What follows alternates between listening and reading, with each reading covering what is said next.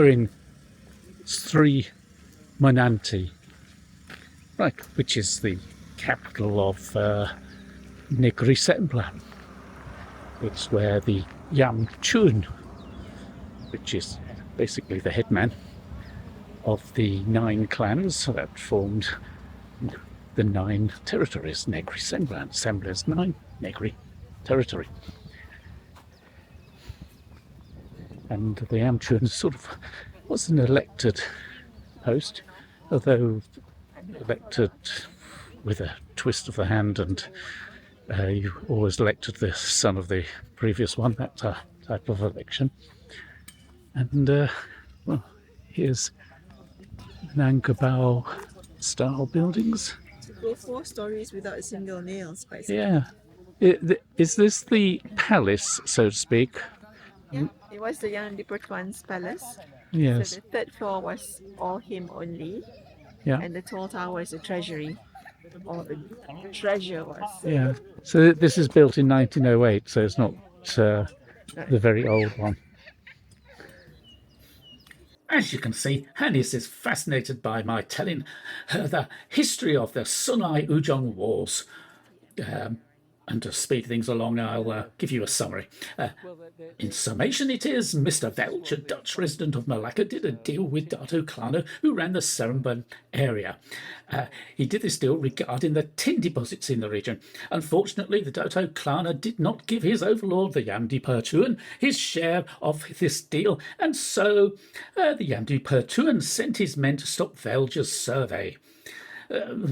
They killed 30 of the surveyors and chased the British military guards back to SERI Menanti, where they were put under siege. The guy in charge of the Yam Dipertuan's men, however, decided that he was going to drive all foreigners out of Malaya, especially the Chinese. So it looked like he was going to go on a mass slaughter, a mass slaughtering spree.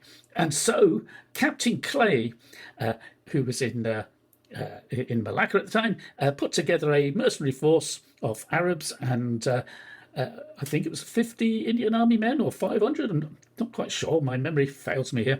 Anyway, they came to the rescue and they chased the rebels back to SERI Menanti here, where they dispersed, and the Yam Dipertuan, he ran for cover, and he ran all the way to Johor, where the Sultan there, Abu Bakr, was a personal friend of Queen Victoria, so it's nice to have friends in high places, you see. And he asked him to negotiate a deal with the British, and the Brits said, oh, okay. And since it was all about money, they just paid him off.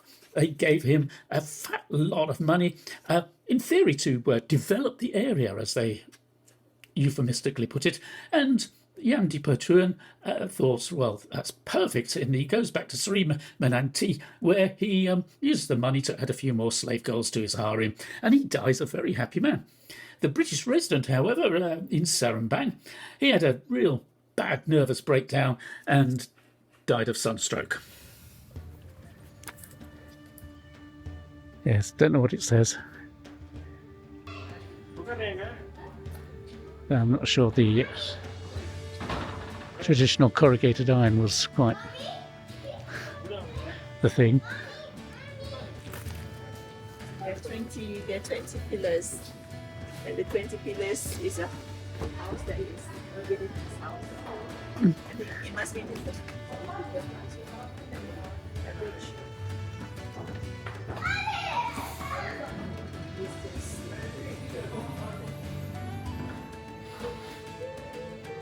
One of the things about these traditional houses is that they're always surprisingly cool, although having corrugated iron roofs makes them hotter. But the idea was to catch as much breeze as possible, catch the wind.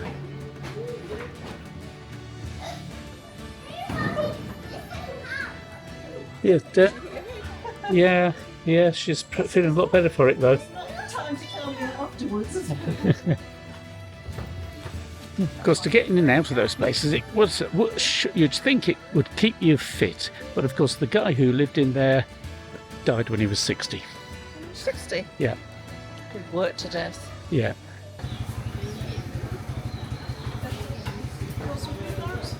Roti canai, not bad.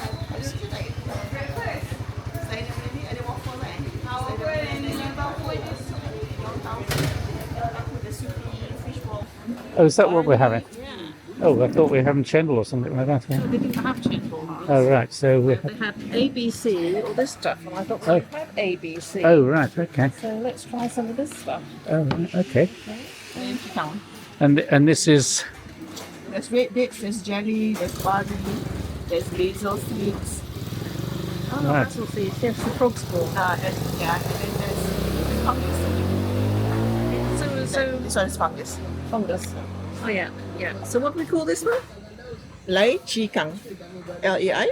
oh, lai chicken. Chi. Oh, sorry. Lai. Lii.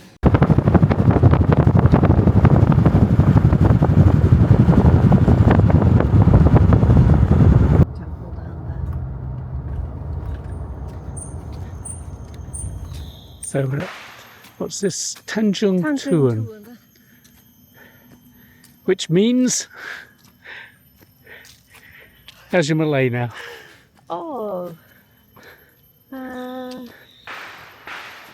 sure we would have known at one time. I don't know. No, I can't remember either. If you're interested in the history of how the British colonised this region, although we didn't actually shoot that documentary, which was really irritating, it would have been a great one.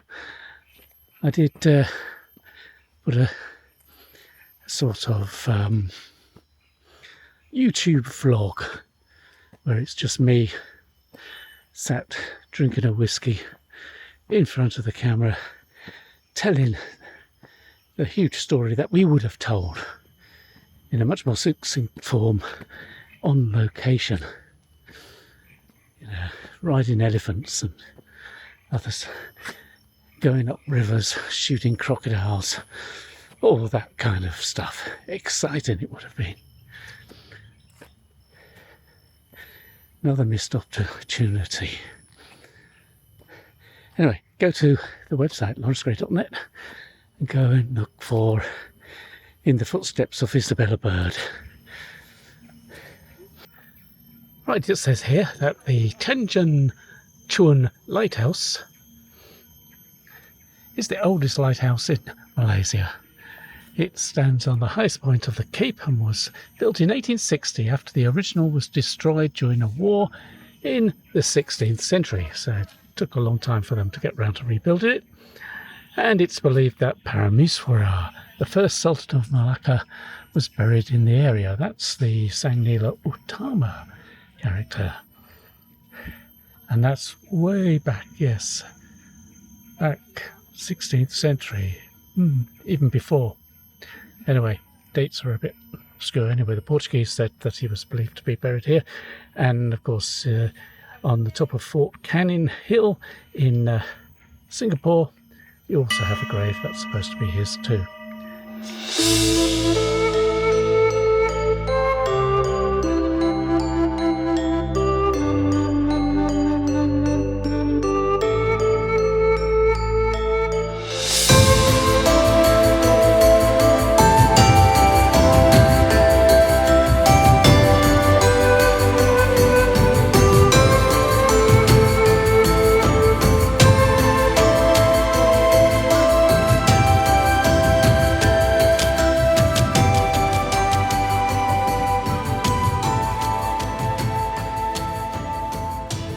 Right, we're at the Keramat Sungei Ujong, Port Dickson.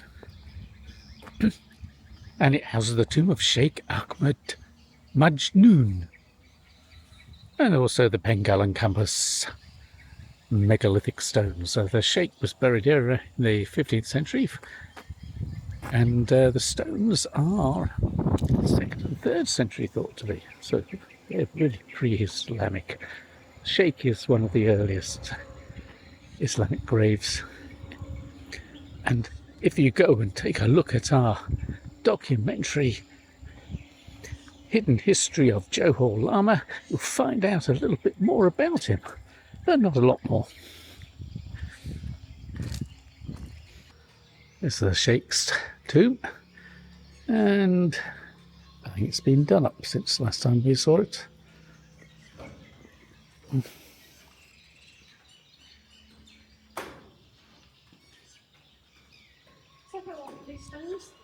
Third and second century, round about then. So, take a look at these stones. They're a bit kind of like stuff you might find in Burma and Thailand and so on. If you look really closely, there's pictures of horses and other such things.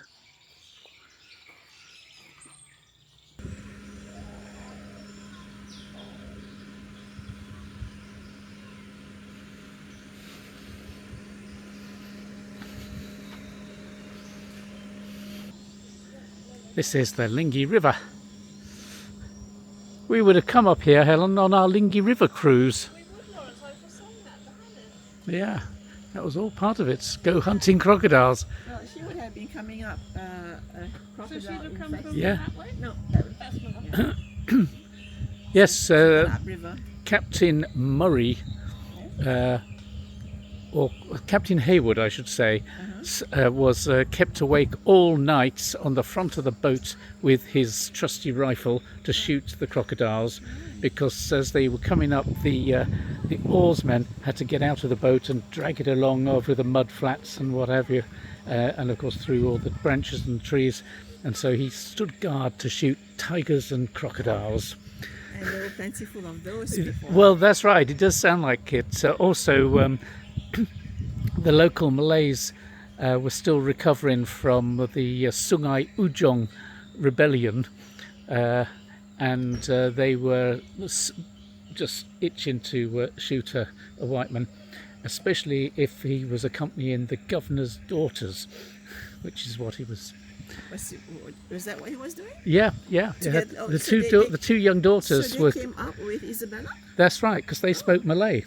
As ever, the British residents here brought up their children to speak the local language and went to, because they were brought up by their ayahs, and they spoke Malay.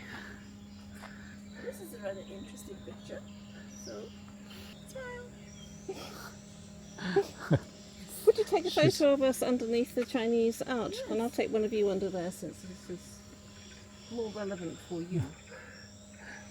This is where the Chinese came in to live here, or thereabouts, on their way up the Sungei River, although this is the Lingi River, I should say, on the way to Serembang and such like to mine the tin. And of course, on this river, Isabella Bird, that's it. Isabella Bird, the great British explorer extraordinaire. Little Scottish woman, I do believe. Or was she Scottish? I can't remember. Anyway, little woman came exploring. She came up here with Captain Hayward. You'll just have to see that documentary that we should have made. Oh, no, we can't. Well, you'll just have to go to the website and find out more about it. Anyway, she came up there shooting crocodiles and brazening her way through all the way to Seremban. Right, this is a replica of the palace of Raja Melewar, and he was the first Raja of the Minangkabau state of Negeri Sembilan, and he's buried just over the road there. And this is his palace, or a replica of it.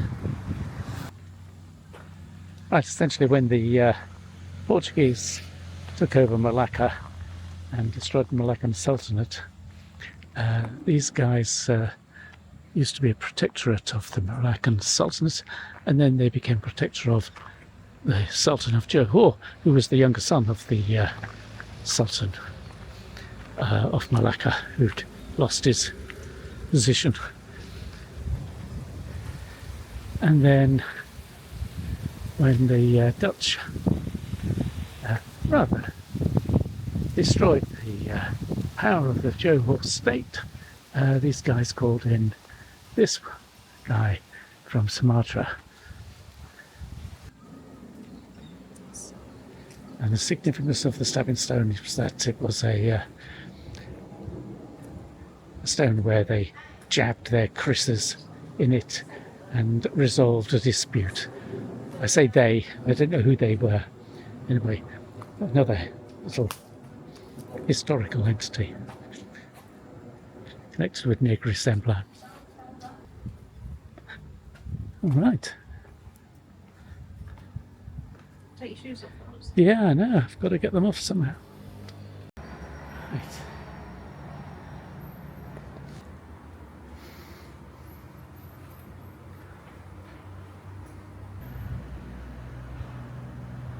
So this is the Leila Maharaja.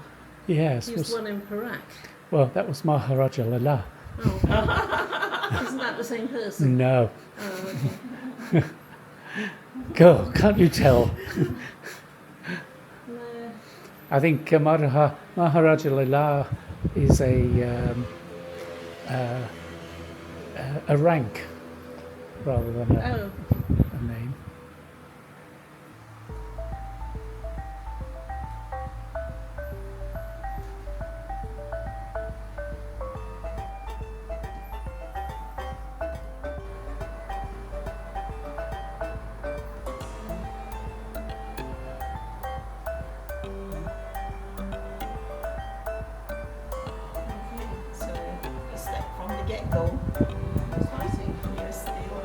So the story that seems to have emerged is that Melewar was invited to rule over Negeri Sembilan after they'd lost the protection of the Johor Sultanate in face of pressure from the Dutch.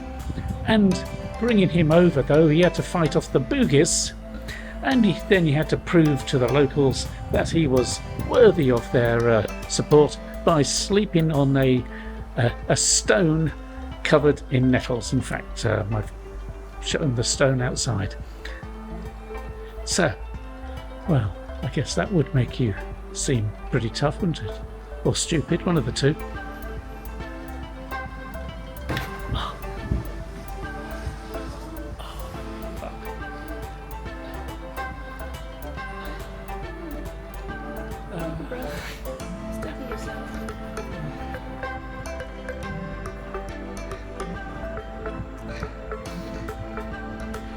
Right, now we know what this stone is. It's what Raja Melewar had to sleep on, and they covered it in nettles. I guess you must really have wanted to be king then, if you did that. I think these are replicas. Yes, I think they're replicas, yes. They are, right. These are replicas. God, they're not even the real thing. How old are they? They're old replicas. It's like me. I'm a replica of my former self, who was a lot younger. Stand together.